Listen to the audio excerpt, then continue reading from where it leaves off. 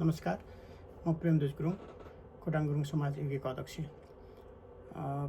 यहाँहरूलाई मिटिङको जानकारी दिने उद्देश्यले मैले एउटा सानो भोइस रेकर्ड गरेको छु। यो गएको समर भेटघाटमा हाम्रो भेटघाट भयो र त्यो वार्षिकता साधन सभा सम्पन्न गऱ्यौँ र समर भेटघाट सम्पन्न गऱ्यौँ। त्यस पश्चात हामीले त्यही दिन पनि बाचा गरेका थियौँ कि हामी चाँडै नै एउटा समीक्षा मिटिङ बस्छौँ र त्यो समीक्षा मिटिङले सबै आगामी कार्यक्रमहरू तय गर्छौँ भनेर बाचा गरेको अनुसार यहाँहरूलाई मैले यो अगस्तको 15 तारिक मिटिङ आह्वान गरेको थिएँ।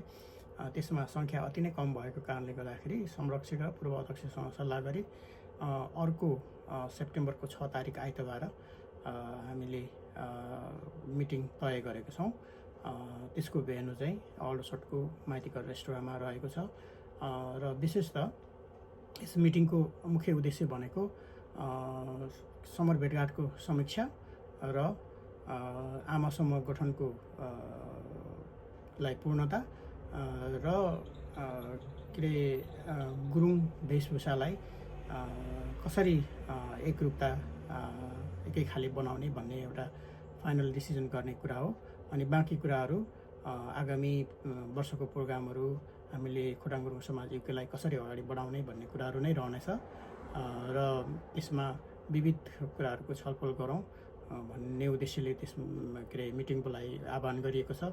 त्यसमा यहाँहरूको सबैको सहभागिताको लागि म विनम्र अनुरोध गर्दछु। विशेष त कार्य समितिको सदस्यहरू सबै भइदिनु भयो एकदमै आभारी हुने थिएँ र यदि कार्य समितिको सदस्यहरू हामी नभएर सबै सल्लाहकार आजीवन सदस्यहरू सबै नै आउन सक्नुहुनेछ र त्यसमा तपाईँ हामी बसेर आगामी कार्यक्रमहरू तय गरौँ। खोटाङ गुरुङ समाजलाई कसरी चुस्त र दुरुस्त बनाउन सकिन्छ भन्ने कुरामा तपाईँ हाम्रै हात छ।